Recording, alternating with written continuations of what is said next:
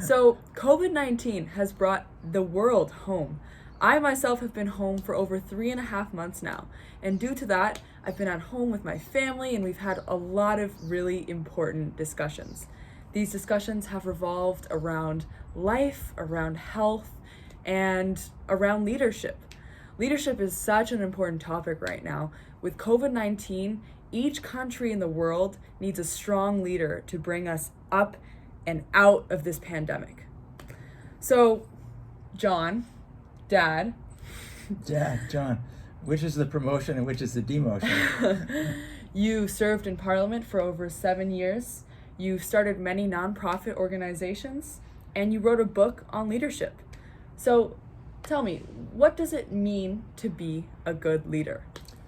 Well, basic question that's been asked since the beginning of time, I suppose. But during the pandemic, we've grappled with questions like mortality and intimacy as our families gather together, and some would say an impoverishment of their spiritual lives as people say, what are their values? What is life about? What legacy will they leave? I guess I think of a leader as somebody who will strengthen the ability of the individual to flourish, to achieve excellence, to achieve equality of opportunity with dignity. I think of somebody who encourages people in society to give back more than they take. And I see that intertwining of individual excellence and community service as being the core necessities to foster a sustainable society. And so, more specifically, as people choose leaders of organizations and of their country, what are the specific qualities that these people should be looking for in their leaders? I think that we should start with values and not with resumes. So the values that I looked up to from when I was in Parliament was the leaders who clearly spoke to honor and promote freedom and responsibility, because as one great thinker said, freedom without responsibility is dangerous. Equality and compassion, again, they're sort of flip sides of the same coin. Promoting equality is really important, and that's been what the world has been talking about when we haven't been talking about COVID recently. But equality without compassion can lead to great unfairness. And then the last thing I would say, and maybe the most important, is integrity. We want people in leadership, of businesses, of governments, who will do the right thing even when no one is looking. So now focusing more on Canada specifically. A new leader of the NDP party was chosen in 2017.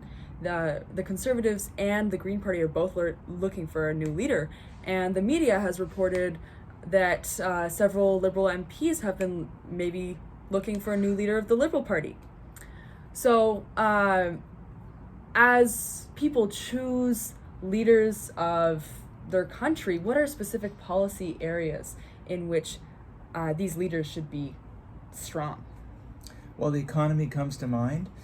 We have just poured billions of dollars in an unprecedented way, building a deficit and a debt we've never seen before in Canada.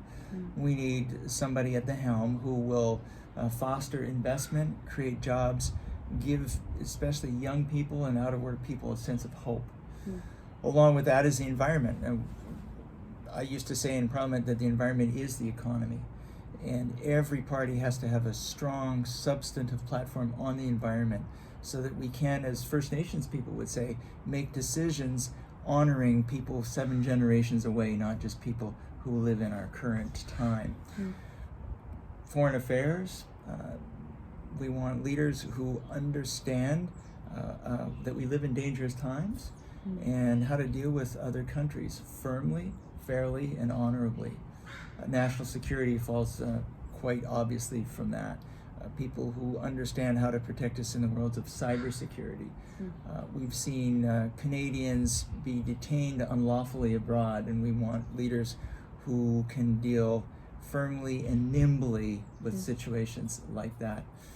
I would say the question of Indigenous affairs, reconciliation, and equality, a leader who can walk that difficult tightrope of honoring our obligations that are required of us in law while looking ahead 50 years to build a Canada without the prejudice that comes from systemic racism or race-based rights. So those are some of the things that come to mind. Now, this discussion could go on for hours.